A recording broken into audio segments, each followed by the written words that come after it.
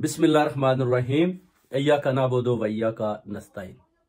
मेरे पाकिस्तानियों, आपको तस्लीम हैदर का सलाम।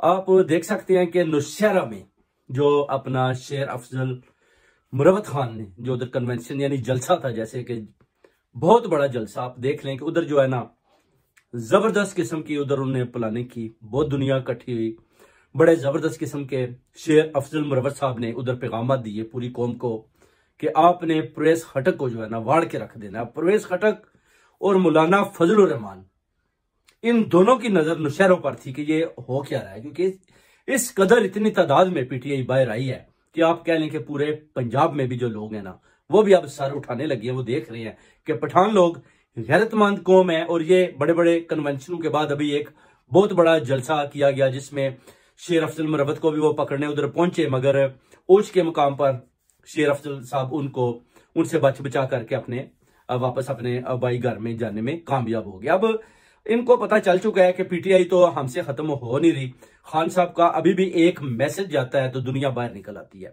उधर आप देखें अपना जो नवाज शरीफ का जो बुरा हाल है, जो चौधरी शुजात के साथ 13 सीटों की जो एडजस्टमेंट चौधरी शुजात ने मांगी। आप पहले तो ये देखें, ना तो कोई गुजरात में, क्योंकि मैं भी गुजरात का हूं, ना तो कोई गुजरात में चौधरी शुजात का किसी का कोई वोट नहीं है। वोट है तो सिर्फ और सिर्फ इमरान खान का, पीटीआई का। और नवाज शरीफ भी दूर दूर तक दिखाई नहीं देता। पीपल पार्टी को जड़ से खत्म कर दिया गया है, क्योंकि पीपल पार्टी जैसे ही बेनजीर भुट्टो का कत्ल होता है उसके बाद आहिस्ता आहिस्ता पीपल पार्टी की गिरफ्त पंजाब से खत्म हो गई। उसके बाद नून ने काफी गिरफ्त रखी। उसके बाद जैसे ही मुहबे वतन इमरान खान साहब आए उसके बाद उनकी गिरफ्त और लोगों का जो उन्होंने शौर दिया, लोग यानी दुनिया जो है इमरान खान साहब के पीछे पागल होगी। औरतें, बच्चे, बूढ़े, फैमिली सारी इमरान खान से दिलो जान से प्यार करने लगे। मेरे पाकिस्तानियों, आप देखें कोई नवाज शरीफ जो ग्रुप है, पहले आप देखें कि आप अगर पुराने दौर में जाएं तो बेनजीर भुट्टो के खिलाफ भी इन्होंने इसी तरह के गलाजत और इस तरह के इन्होंने वो जो अपना पीली टैक्सी और हेलीकॉप्टर से इन्होंने इस तरह के जो पेपर फेंके थे, दुनिया को क्या दिखाया। और उसके बाद अभी भी ये इमरान खान साहब के ऊपर ये इस तरह की गलाजत फेंकने की कोशिश कर रहे हैं, मगर बुरी तरह नाकाम हुए। अब बुशरा बीबी को ये पकड़ना चाहते हैं, हर तरह के ये तरीके लगा रहे हैं कि किसी तरीके से भी बुशरा बीबी को गिरफ्तार किया जाए और उनसे भी खबर मलिका की तरह किसी तरह से भी प्रेस कॉन्फ्रेंस करवाई जाए और इमरान खान साहब के खिलाफ वो बोले। अब इनकी ये स्कीमें जारी हैं क्योंकि इनको पता है कि एस्टेब्लिशमेंट इनके साथ खड़ी है। मगर अब जो एस्टेब्लिशमेंट के 2-3 हिस्से बन चुके हैं, जैसे कि जनरल आसिम मुनीर साहब कहते हैं कि मुझे इलेक्शन नहीं चाहिए, अगर इलेक्शन हो गए तो फिर मुझे एक्सटेंशन नहीं मिलेगी। मगर बाबर अंजम साहब कहते हैं कि इलेक्शन हो गए तो मैं चीफ ऑफ आर्मी स्टाफ आऊंगा। इसी तरह अब आईएसआई और आर्मी के अंदर भी एक दीवार खड़ी हो चुकी है। उधर नवाज शरीफ इसका फायदा उठाना चाहता है। बेसिकली एस्टेब्लिशमेंट के अंदर ये जो दीवार खड़ी हुई है इसका जिम्मेदार भी मियां मोहम्मद नवाज शरीफ साहब है और मरियम नवाज है। उसकी वजह कि नवाज शरीफ का जो अभी बयानी आ रहा है कि मुझे सिर्फ और सिर्फ अपने केस माफीज नहीं चाहिए, मुझे उन जर्नलों के खिलाफ भी एहतसाब चाहिए, मुझे जनरल फैज और मुझे जनरल बाजवा के खिलाफ भी एहतसाब चाहिए। मैंने इनके ऊपर भी आर्टिकल 6 लगाकर इनको बिहाइंड बार मुशर्रफ की तरह करवाना है। यानी आप कह लें कि जो नवाज शरीफ के अंदर जो बदले का कीड़ा है वो अभी जंपे ले रहा है, क्योंकि आपको पता है कि ये जो नवाज शरीफ साहब हैं ये बेसिकली इंडियन लॉबी के ऊपर काम करते हैं, क्योंकि पाकिस्तान के साथ तो इनका ना तो कोई मोहब्बत है ना कोई लेना देना है। इनका काम है सिर्फ और सिर्फ कब्जा करना और मुसल्लत होना। और ये वो हो रहे हैं क्योंकि इनको एस्टेब्लिशमेंट की आंखों में भी इन्होंने धूल झोली हुई है, उनको पैसा लगाया हुआ है, खरीदा हुआ है। जितने भी ऊपर जर्नैल या जितने भी आप कह लें कि अपना जो जजेस बैठे हैं उनको खरीद कर उसके बाद ये उनका बुरे तरीके से इस्तेमाल कर रहा है। मगर आहिस्ता आहिस्ता आप देखेंगे कि ये जो गिरफ्तें हैं ये अदारों के ऊपर से इनकी खत्म हो जाएंगी और ये इदारे इनको पकड़ लेंगे, क्योंकि अभी तो वो बड़ा खुलकर खेल रहा है, कभी चौधरी शुजात की तरफ, कभी बाप पार्टी की तरफ, कभी इधर कभी उधर। फिर पूछेगा मेरे ऊपर केस किसने बनाए, फिर पूछेगा कि वो जी फलां काम कैसे हुआ। इधर मरियम नवाज भी देखे हैं, नवाज शरीफ अभी तक सस्पेक्ट हैं। इंग्लैंड में जो अरशद शरीफ का मर्डर हुआ है वो केस वैसे का वैसा ही है, उसके ऊपर भी ये नजर देख रहे हैं कि किस तरीके से खत्म किया जाए। उसके अलावा जो जिले शाह का मर्डर होता है उसका भी एहतसाब अभी वैसे का वैसा ही। अब पाकिस्तान में सहाफत और जमहूरियत का तो आपको पता है पाकिस्तानी मेरे भाइयों जनाजा निकल चुका है, क्योंकि इमरान रियाज खान साहब आए थे टक्कर का सहाफी, तो देखें इन्होंने उनका क्या हाल किया। उसके बाद अभी इनके सामने कोई आदमी नहीं आया। पहले अभी आप देखें शेर अफजल मुरव्वत साहब आप आए हैं, मगर वो इमरान खान साहब के सीनियर नायब सदर हैं। अब इन सब की नजरें उस तरफ है। मौलाना फजलुर रहमान दिन को 3 कालें करता है कि जनाब शेर अफजल मुरव्वत को गिरफ्तार करें, क्योंकि KPK हमारे हाथों से जा रहा है। इसी तरह अपना जो है परवेज हटक, वो जो PTI पार्लियामेंटेरियन पार्टी लेकर आए थे, वो देखें टोटल वार्ड की, वो कहते हैं मैं PTI को तोड़ के रख दूंगा। आप देखें कि उनसे क्या PTI टूटी है। वजीर आला वो रहे हैं अपना KPK के इमरान खान साहब ने बनाए थे। अभी इमरान खान साहब का भी पैगाम जेल से आता है कि मैंने शुक्र का कलमा पड़ा है कि ये भी दफा हो गया है।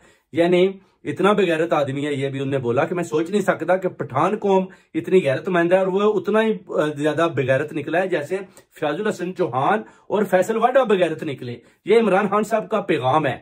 और नवाज शरीफ इन सबसे बड़ा बेगैरत, और जो अपना मरियम नवाज भी बहुत बड़ी लुमड़ी। आप देखें कि इन्होंने मिलकर जो पाकिस्तान के ऊपर अब कब्जा किया हुआ है, ये चाहते हैं किसी तरीके से मैं चौथी दफा वजीर आजम आ जाऊं, उसके बाद चाहे आप मुझे किसी चौक में फांसी भी लटका दें तो नो प्रॉब्लम, मगर मुझे मेरी जिद है कि मुझे वजीर आजम आना है। अब वजीर आजम आने के लिए आसिफ अली जरदारी भी साथ चाहिए, बिलावल भुट्टो भी चाहिए, चौधरी शुजात भी चाहिए, बाप पार्टी भी चाहिए, अवाम भी चाहिए, वोट भी चाहिए। वोट तो कहीं है नहीं, अवाम भी साथ नहीं है, तो अब लाना कैसे है इनको। ये सारे तरीके लगा रहे हैं कि शायद हमारे मुकाबले पे कोई भी खड़ा ना हो और हम किसी तरीके के साथ भी जीत जाएं। उधर चौधरी शुजात की जो पार्टी है काफ, आप देखें उनका इंतहाबी निशान उन्होंने ट्रैक्टर रखा हुआ है, क्योंकि ट्रैक्टर वो कहते हैं हम उस वक्त रखते हैं जब हमारे मुकाबले पर कोई नहीं होता, तो हम आसानी से जीत जाते हैं। और साइकिल हम उस वक्त इस्तेमाल करते हैं जब लोग हमारा सामना करते हैं, हमारे साथ इलेक्शन लड़ते हैं, तो फिर हम साइकिल का निशान लेते हैं, फिर हम लोगों के घरों में जाते हैं। मगर अभी वो कहते हैं जी हमें जरूरत ही नहीं है, किसी की भी जरूरत नहीं है गुजरात में, क्योंकि हमने ऑलरेडी सीटों की एडजस्टमेंट की हुई है और हमें एस्टेब्लिशमेंट ने ये सीटें लेकर देनी है नवाज शरीफ से भी, और नवाज शरीफ ने हमें देनी है। अगर नवाज शरीफ हमें सीटें नहीं देगा तो हम किसी सूरत भी नवाज शरीफ को वजीर आजम भी नहीं बनने देंगे। अब चौधरी शुजात उनके बेटों का भी यही पैगाम है। वो कहते हैं ठीक है हम आपको 3 सीटें देते हैं, वो कहते हैं नहीं हमें 13 चाहिए, 13 पूरी करें। अब 13 ये किधर से पूरी करेंगे? 13 तो तब पूरी करें अगर चौधरी शुजात के पास भी कोई गुजरात में वोट हो। मैं खुद गुजरात का हूं, मुझे पता है कि चौधरी शुजात का एक भी वोट नहीं है गुजरात में, उनके बेटों का तो बिल्कुल 0/0 है।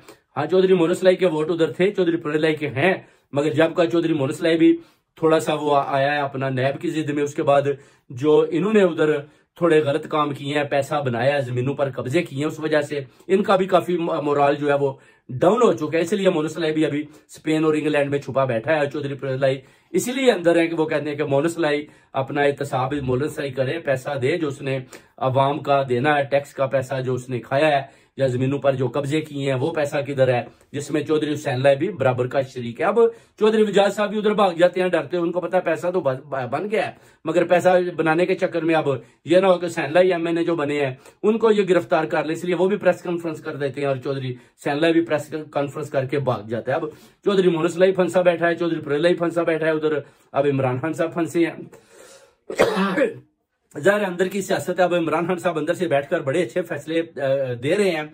उन्होंने माशाल्लाह बड़ी अच्छी वकला बरादरी जो है अपने साथ सारी लगाई हुई है, उसके बाद बड़ी अच्छी उन्होंने लिस्टें जारी की हैं, उन लिस्टों को भी वो गौर कर रहे हैं किस किस ने कहां से कैसे इलेक्शन लड़ना है। आप देखें मियां मोहम्मद नवाज शरीफ के साथ अभी तक आप देखें उनके कैंडिडेट उनके साथ नहीं खड़े।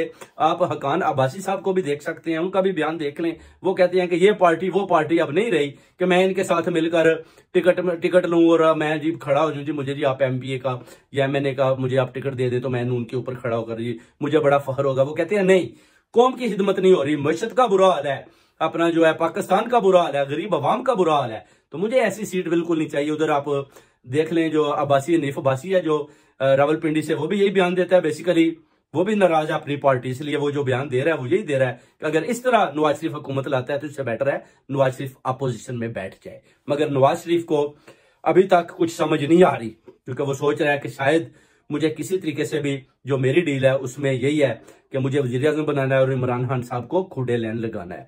अब मरियम नवाज भी यही जिद कर रही है जी कि इमरान खान साहब को जल्दी जल्दी खुडे लाइन लगाएं और मियां मोहम्मद नवाज शरीफ को वजीर आजम बनाए, क्योंकि बाहर से बैरूनी ताकतों की भी मदाखलत है, जिसकी वजह से पाकिस्तान आर्मी बुरी तरह मजबूर है, घुटने टेक कर बैठी हुई। आप देखें अब जो गजा में जो हालत हो रही है उसमें आप देखें पाकिस्तानी आर्मी की जो बुज़दिलाना सोच है, किसी किस्म का उन्होंने बयान नहीं दिया। हालांकि उधर के लीडर हमास के ने बोला था कि अगर पाकिस्तान थोड़ा सा भी बयान दे दे तो ये लोग जंग बंदी कर देंगे, मगर किसी किस्म का ना तो कोई पैगाम गया, ना इन्होंने कोई ऐसा ऐलान किया, बल्कि नूर आलम बे से उधर से आप देखें कि असला जाता है। अब असला किधर जाता है, आप वो जरा देखें कि वो असला किधर गया। वो आप बीबीसी की रिपोर्ट चेक करें, आप ब्रिटिश को चेक करें कि वो बता रहे हैं कि वो असला नूर आलम बेस से वो उधर जाता है, अपना जिधर जंग जारी है उधर वो किसको देते हैं। आया वो क्या वो हमास को दे रहे हैं या इसराइल को दे रहे हैं, इसका भी हमें जवाब चाहिए कि वो जो असला जा रहा है, जो उसकी पेमेंट डॉलरों में हो रही है, वो असला किसको दिया जा रहा है। इसराइल को दिया जा रहा है या फलस्तीन को दिया जा रहा है या हमास को दिया जा रहा है, लेबनान को दिया जा रहा है, वो किधर वो इसलिए असला जो इतना ज्यादा तादाद में जा रहा है नूर आलम बेस से, वो कौन ले रहा है, वो कौन खरीद रहा है, वो कौन सा असला है जो चल रहा है जिससे लोगों की शहादतें हो रही हैं या लोग उससे कत्ल हो रहे हैं, उसके बारे में भी अवाम और ओवरसीज कम्युनिटी जानना चाहती है। उधर आप देखें अब काकड़ साहब को जो उन्होंने बना दिया कि एक चिट्ठी आती है, वो कहते हैं जी कि इनको आप जो है ना जी अपना वजीर आजम बना दे, तो वो कहते हैं जी ठीक है जी शहबाज शरीफ साहब सारे जनाब किसी की जरूरत ही नहीं, वो कहते हैं बिल्कुल जी